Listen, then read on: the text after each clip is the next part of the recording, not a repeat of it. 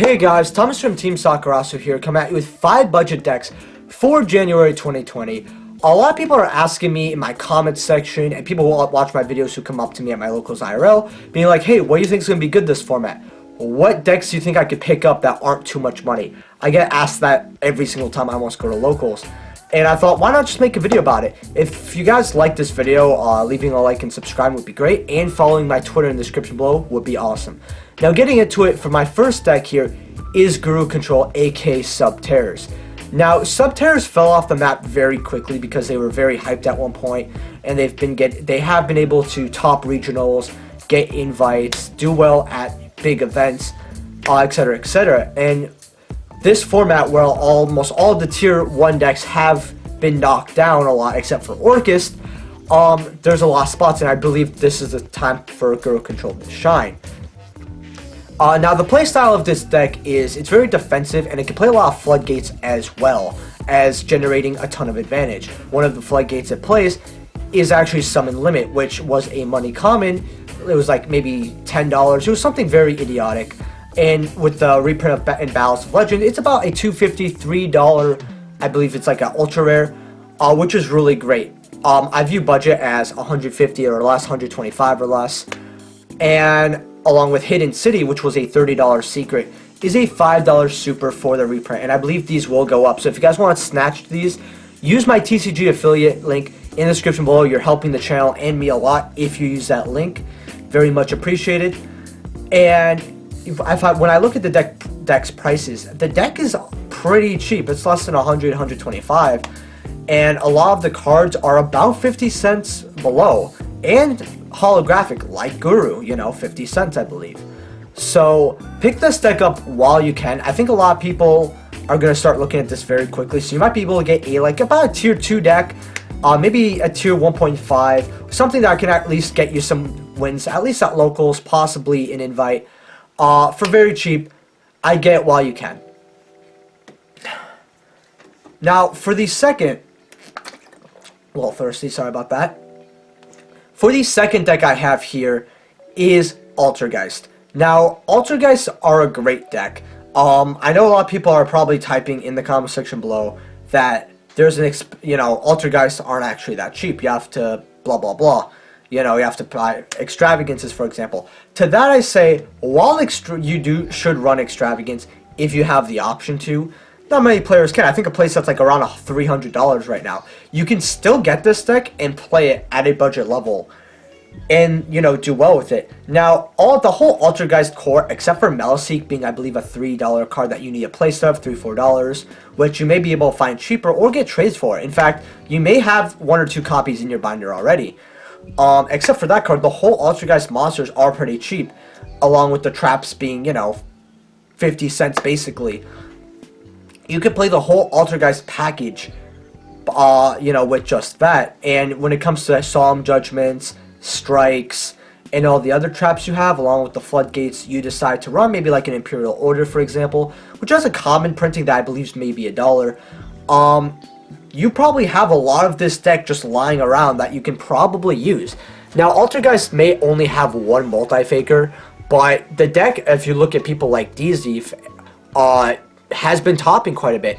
And by the way, if you guys look in the at the end cards, I actually have a top 4 Altergeist deck profile from January 2020. It was the regional at Rosemont, and it was by Anthony, great guy, and he topped in the old format, and his build I don't believe would change for this new format, since none of his cards got hit. So it's a very strong deck topped last format, and it's way stronger this format with the red reboot limit. The ban list really just benefited Altergeist, and they were the winners if you guys saw my ban list analysis. I believe this deck is very good. It's very cheap. A lot of people don't have the sides as well for it, and if you just open up a very good board, you're set. The last thing I want to say very quickly is I believe we're going to get our 3rd Imperm reprint very soon. Perhaps maybe in March when we get, I think it's like Dual Overload. It's basically the new dual power. We might get another Imperm reprint that's more accessible. And while that's a money card, I believe it's like 65-70, and Altergeist should play it. you could still excel with the deck without it. Again, it's a deck that you can run, but money cards do make it a whole lot better if you have access to it. So, yeah. And the third deck that I have that may be good for January, also very quickly, if you guys can leave a like and subscribe, that'd be wonderful, is Prank Kids. Now, Prank Kids fell off the map completely, and I was never too sure why, but Prank Kids was always been a solid tier 2 deck that has gone the occasional top. What this deck does is it spams the board quite well.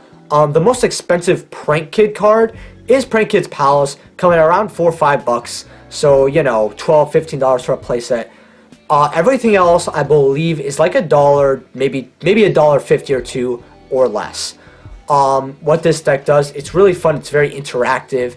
It can right-get your opponent during their opponent's turn, and it can generate quite a bit of advantage on the board. The deck also has access to cards like Totally Awesome and Abyss Dweller, and there are actually combos online right now, and you can mix Prank Kids with a couple things like Mech Knights and Invoked.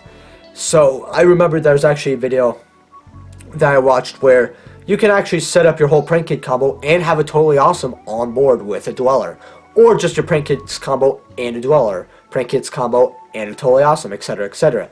While Totally Awesome might be a bit of a money card, the deck is so cheap, and you could do well with just one copy, honestly. You could just get the whole deck and the Totally Awesome for still less than $100. And again, that's if you don't have any of these cards lying around. This deck's really good. Can definitely OTK your opponent if you play your cards right. It's a very fun deck. I have a lot of fun with it. I might actually give you guys a deck profile in the future with it. And yeah, our fourth pick very quickly is actually Crusaders. Now, Crusaders are an amazing deck. It's actually a little personal favorite of mine. I like OTK decks. They're really fun to me.